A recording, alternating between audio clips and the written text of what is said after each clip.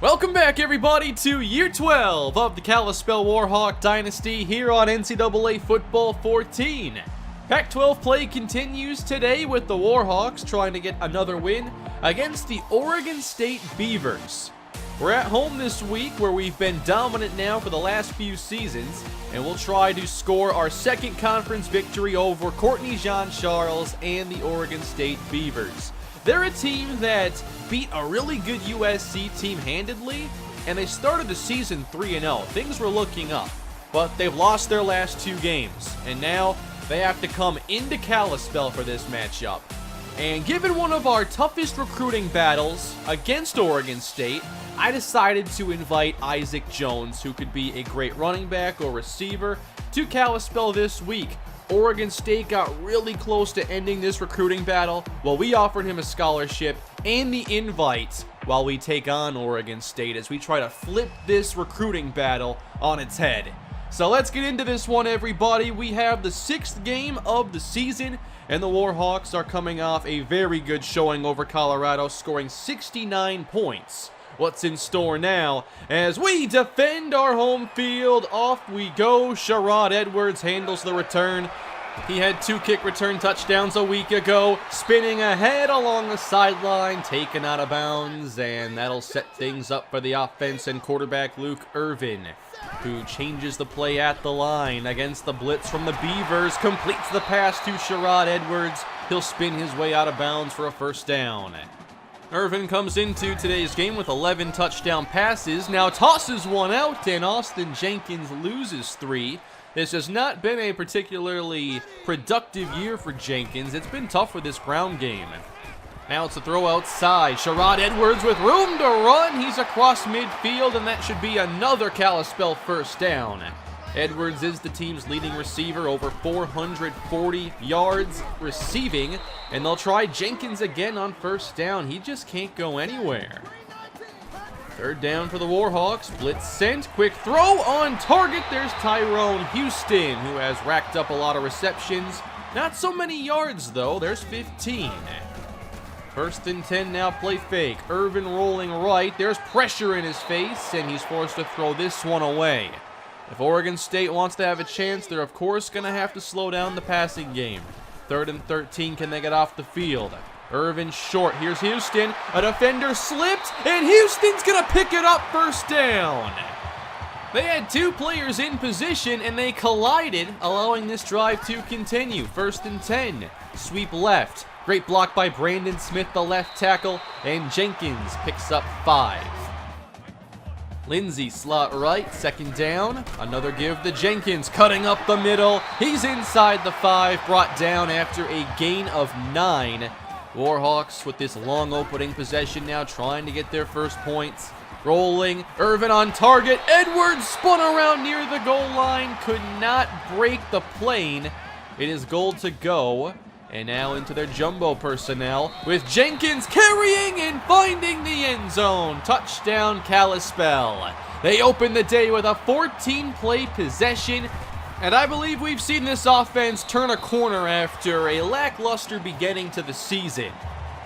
For Oregon State, Courtney Jean-Charles is the quarterback, and he hands this to Ray Sands, and the penetration caused by Bill Long leads to a loss of 4. James Huggins with the tackle.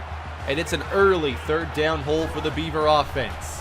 Here's Jean-Charles across the middle, complete to Brown, who will not get there. James Huggins with the tackle, and that's a 3 and out.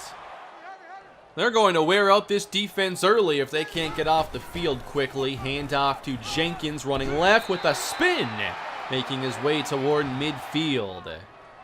3rd down, and the box is stacked. Running right, Jenkins, well defended, and he loses 4. Drake Maddox couldn't block Charles Williams, and Oregon State gets it back in a hurry. They'll bring Butler in motion, and Courtney Jean-Charles will sweep left himself across the 30. He has a block downfield, and the Warhawks can't stop him until he picks up 31. Courtney Jean-Charles brings a dynamic running element to this offense. He has over 300 rushing yards this season, and that's a big play for Oregon State. They had to get that. Now 1st and 10 on the move, firing downfield and picked off. It's Jermaine Kent, and there's no one in front of him. Down the sideline, touchdown Warhawks, a pick 6, and Kent has another one, his 3rd interception of the year. This is textbook robber coverage, man coverage across the board, and Kent is able to roam the middle, read the quarterback, which he did perfectly, and the Warhawks lead 14-0. Courtney Jean-Charles trying to bounce back. He'll run right, outrunning Trey Walker and getting laid out by James Huggins. We'll see how much they do intend to run with Jean-Charles as he's hit by Somerville and thrown down. A loss of 4. 3rd down, Beavers. They go empty. Jean-Charles over the middle and intercepted again. James Huggins. And no, he will not get his first career touchdown here. This time just a bad throw for Jean-Charles. He threw it right behind his target. There was only a 3-man rush. He definitely rushed this entire play. The Warhawks have it now. Matt Reddick is in the game. He's been getting more chances lately and gets into the secondary here on the keeper. It's a gain of 10. Irvin back in the game and handing it to Austin Jenkins, weaving his way between blocks, and that goes for a gain of 9. Could be the last play of the opening quarter, one dominated by Kalispell. Irvin, strong throw to the sideline. On target, it's Sherrod Edwards. This is an offense finding its groove right here, and Edwards put together 5 receptions here in the opening quarter. Start of the second, blitz sent. Irvin with time, lobs one, touchdown! Thomas Henderson! Wide open in the back corner of the end zone. It looks like he got 1 foot down in bounds. 21-0. A truly dominant showing so far for the Warhawks. Barely a quarter into this one. And Oregon State running up the middle. Ray Sands appears to have the first down. Sands is averaging 6.5 yards a carry, so I did come into this game wondering how they would run against our defense. They had the big play for Courtney Jean-Charles, and now Sands starting to get a little success going. Offset pistol look. Handoff Sands right up the middle. And that's a strong push from the interior. They're smart here to not give up on the ground game. That's one thing you can't do. Jean-Charles now running right, gets a block on red, first down, and into Kalispell territory, brought down at the 35-yard line. 53 rushing yards now for Jean-Charles, and he'll run this again. Looking for a block, he got it on Kent, and red gets him at the 15-yard line. But here are the Beavers, no throwing, they're just running down the field. The draw goes to Frank, up the middle again with room and some extra effort, gain of 11. 1st and goal Beavers, this is impressive. Now they head to the air. Jean-Charles, end zone, touchdown, James Smith. That's an impressive drive to put together as you've fallen down in this game 21-0. We'll see if their defense can help them out now. That was a really good drive. Warhawks up 14, Irvin. He'll lob one deep downfield. Maddox has it, and they're not gonna catch him all the way. Touchdown! 1 play, that's all it takes. There was just no chance at the safety containing Maddox. He created separation at the top of his route and only created more as he got going down the sideline. That puts incredible pressure on this Oregon State offense. Can they do it again? Jean-Charles flips. Here goes Butler now. And he's got a first down again. 13 yards. So they're certainly finding their success. 1st and 10. Now they fake the draw. Jean-Charles with a pass to the sideline. James Smith, gain of 14. I think they're settling down Courtney a bit. He's getting more comfortable.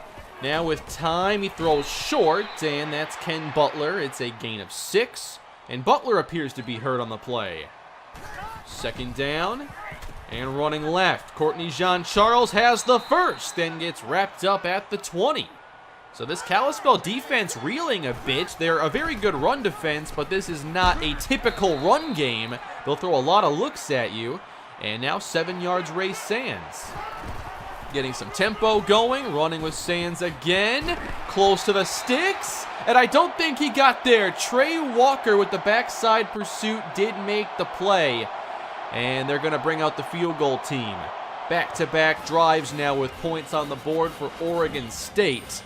Why don't we check on our rivals over in Stanford, who had a close one against one-win Arizona. You can't sleep on anybody. They only won by 5. Kalispell now leads by 18, and the quick slant is hauled in. That's Tyrone Houston. He has done a lot of work this year on those very quick passes. 3rd and 3 now into the hands of Colt Sully, who will take it outside, and that's a 13-yard catch and run. This pass game putting together a pretty special half. They're trying to get Jenkins going as well, and he'll get good yardage here on 1st down. There's 7. Maddox into the slot on 3rd and 3. Irvin under pressure, dumps it for Jenkins, and that will be enough to move the chains. Oregon State's just not contesting or creating enough pressure. 3rd down again for the Warhawks. Irvin downfield into a tough spot, and it's complete to Houston. There's the hole between the corner and the safety, and that's possible thanks to a great release from Houston and a great throw as well. 1st and goal, Irvin, touchdown, Sherrod Edwards from 6 yards out. 3rd score for Irvin. This pass game is looking unstoppable. And for all the improvement we've seen now out of the Oregon State offense, they're down 25. The defense hasn't helped them out much. And now you really can't stick to the ground game as much in this situation. Here's a throwaway from Courtney Jean-Charles, and that's a 3 and out. This might be enough time for Kalispell to add even more. We'll see. 60 seconds to go. Irvin, he's going long again, and it's through the hands of Edwards. But that was another perfect throw. Irvin's had a lot of those today. 3rd and 10. Clean pocket and a strike to the outside. It's a catch for Edwards. Now he hangs on for a 1st. 8 catches in the 1st half for Sherrod Edwards. Irvin makes it 9 on the outside. Gain of 11 once again. What a year he's putting together. 45 seconds left now. Plenty of time, and Irvin going long. Open is Jenkins, leaping into the end zone. Touchdown, Warhawks. 4 first-half passing touchdowns for Luke Irvin, and it's the wheel route. If you have a wheel route with time to throw, it's gonna get open. And the Kalispell Warhawks have opened up this game 42-10. We might not be done, though. A lot of first-half action, and the Oregon State offense is trying to answer. 25 seconds left to go. Courtney Jean-Charles in some trouble. He is sacked. This is Eric Bryant. They haven't gotten a ton of pressure on Courtney so far. Now 3rd and 18. There's another one. He's sacked on the play. Looks like Braylon Kendrick will get this one. And with 5 seconds left, they're going to try something here on 4th down. But the blitz is sent, and they get him down for the 3rd straight play and take the football. The Beavers couldn't run 5 seconds off the clock. The blitz was so quick to get there. And now Brandon Hammond closes the half with the field goal. Great job by Kalispell in this half. They put together a lot of great possessions. 4 touchdown passes for Luke Irvin. They're up comfortably by 35, and we'll see what the second half has in store. I think this first half may have been one of the best we've seen from Luke Irvin. Some of these throws were pretty open, but there were a lot of impressive sideline throws, and Oregon State just hasn't had the answer. They have the football, though, to begin the second half, and again pressure on Courtney Jean-Charles. James Huggins was sent, and they've started to create a lot of havoc up front. 2nd down, Jean-Charles with a floater, and that one is incomplete, broken up. That was Nick Robinson. 3rd and 10, they want the screen. Sands, oh, he lost the football, and it's recovered by an Oregon State lineman, and they will kick. Here is Matt Reddick in the game for Kalispell as he fakes and flips to Jenkins, who is hit hard behind the line. He loses 6. 3rd and long, Irvin back out there, and the blitz is sent. Irvin buying time as he bails outside the pocket and throws it away to the Warhawks sideline. Still a 35-point game. We'll see if Oregon State can get something going. But they do seem to have abandoned their regular offense. And now Courtney Jean-Charles is sacked by Trey Walker. There's another one, everybody. 8 sacks on the year for him. Warhawks have it again now. Colt Sully in the game. And that's a first down, putting Irvin over 300 yards passing. They've been extremely good on 3rd down today. Now a long lob downfield. It's Lindsey's turn. 31 yards. Another amazing throw from Luke Irvin. New set of downs. Here is Reddick now in the game. He'll throw it up top for Jenkins. He brought that down. Seriously? His 6th reception of the day. Easily his most impressive. Setting up the Warhawks at the 1, and touchdown, Trey Dunn. Dunn had a couple scores a week ago, and a big hit couldn't keep him from breaking the plane here. 52-10. Kalispell with another big offensive showing, and now a lot of backup defenders on the field as Lonnie Johnson makes this tackle. 3rd down and short. They sprint John Charles out of the pocket, and he'll throw it away. And they'll kick a field goal. 52-13. Now Antoine Morgan is in at quarterback for Kalispell, and this is perhaps broken up, intended for Travis Clemens. 3rd down for Morgan. He's getting a chance here late in this game, and he completes to the outside, finding Ty Navarro, who made the move to tight end in the offseason. That is a gain of 16. Running right. There's a move getting upfield, and a pickup of 4 for Sean Merville. Behind Austin Jenkins, nobody has really impressed a lot with their opportunities. Jim Jackson is the primary running back behind him, and he is brought down for a loss of 4. 3rd quarter winding down. Courtney Jean-Charles again passing, now protected, but nobody gets open, and he's brought down eventually by Allen Johnson. 2nd down and 18 now for Courtney Jean-Charles. Pressure again, passes outside, knocked away. Marcus Smith got a hand on it. Let's pick it up again with Kalispell. Here in the 4th quarter, Antoine Morgan with a quick pass, and Travis Clemens has the reception.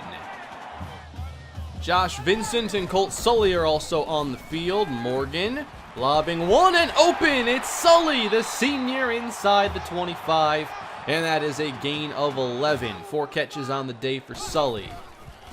2nd down against the blitz. Now they go underneath to Lindsey, who will head outside and pick up another first down. Reddick checks in. Here comes Lindsey in motion. Reddick keeping. Lindsey leads the way, and Matt Reddick picks up around 6 yards. I do like some of these packages that we have with Reddick. It's a nice change of pace.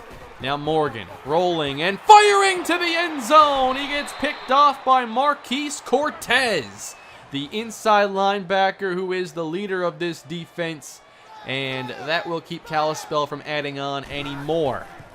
52-13. Courtney Jean-Charles completes the pass to right, and they'll have it again in Warhawk territory. They are passing the ball much better now against the backup secondary. Here's Moore now getting over the middle, and he picks up 15 more. They have a field goal against the backup defense, now trying to get into the end zone, and they will. Jeremy Wright, 6-yard touchdown reception. Oregon State now has 10 points against the starters, 10 points against the backups, but it takes a whole lot more when Kalispell's offense is playing like this. And they'll look to close this out now. The only thing they haven't been doing well is run the football. And there might come a time where they really need that running game to come through for them. But when the pass game is playing this well, they can handle being a bit more one-dimensional, and Luke Irvin was fantastic today. 337 yards, 4 touchdown passes, and he was able to air it out in impressive fashion. He looked like a Heisman contender in a game like this. If he keeps it up, who knows? Maybe he'll get the chance. There are a lot of quarterbacks in the Heisman race that have comparable numbers, maybe just a little more in the touchdown department. So we'll keep an eye on that going forward. But a strong performance all around for Kalispell. I was pretty happy with it, but I wonder what would have happened had they not gone away from a lot of the option and running game, because that's what they're going to do well. No one's going to pass the ball every down against us and have a lot of success. The teams that tend to do well against us mostly rely on their running game. I just wonder what kind of points they could have put up if that was their approach the whole way through. But of course we had the visit this week with Isaac Jones, and now we've taken the lead in this recruiting battle, although this could be very temporary. They have a visit with him later this season. My whole thing was, we are not letting them end this battle early, so I had to get the visit in, had to make sure we offered the scholarship, and now it might be a battle that goes the distance. And by the way, when it comes to recruiting now, we have 3 players in our recruiting class. We talked about Montrell Griffin last episode. We got Trent Scott this week, a 3-star tackle who isn't the strongest tackle, and he's a good pass blocker. I just worry about his run blocking a little bit, not being as strong as many other tackles. And then we got Craig Booth, who is the #1 tight end. But he's a blocking tight end, not a great receiver. Still a 5-star recruit. Here are the ratings. 75 speed, 69 catching. He's just not going to be a dominant receiver, but as a blocker, he's going to be fantastic. He could even play tackle, potentially, but we're not going to do that. Things get tougher next week. We'll stay at home, but we take on UCLA, number 13 in the nation. This is the only ranked team right now on our remaining schedule, so perhaps our toughest game the rest of the regular season. They did have an opening week loss to Pitt, who is ranked, but they have won their last 5, all scoring over 40 points and playing good defense in the process. So here it is, one of our toughest games on the schedule all season. Can Luke Irvin in the passing game keep it up against UCLA? Will the running game become a concern? They have a really good running back in Greg Gray and a Heisman contender in Fred Barclay. Barclay had 33 touchdowns a season ago. He's put together a very nice career, and I expect this offense to be a bit tougher to handle given their ability to throw the football to a couple talented receivers. John Castillo's an All-American. They should be a pretty balanced offense, I'd have to think. They might be a team that can actually challenge our run defense a bit too. What do you think's going to happen in this one? When we faced Texas, that was a tougher matchup. We didn't do very well, but then we bounced back to play well against Michigan, and now in conference play, we've been really solid. I also wonder how close Luke Irvin could be to making it into the Heisman watch. I feel that he could get there with a couple more performances like we've seen lately. And of course, at home, you know the Warhawks are very good. We're 58-14 there all time and have won our last 24 at home. So that is what is in store next time for Kalispell as we continue year 12. Hopefully we get Austin Jenkins going in one of these games. He's only averaging 4.3 a carry. It was a steeper drop-off for the running game than I had expected. Plus, we're getting less big plays, which I did expect. Sherrod Edwards, 509 yards, 4 touchdown catches. And on defense, James Huggins now, a career-high 4 interceptions. Trey Walker, 8 sacks. And we'll see who can make an impact against UCLA next time. It should be a fun game. Thank you all for watching today's episode. Hope you had a good time with it. Definitely abbreviated the second half quite a bit. There wasn't a whole lot to talk about in that one. But the Warhawks cruised to victory, and we'll see if we can do it again next week. Please leave a like on the video. Those are always very helpful and much appreciated. Don't forget to subscribe, and I'll see you all next time. Have a great day.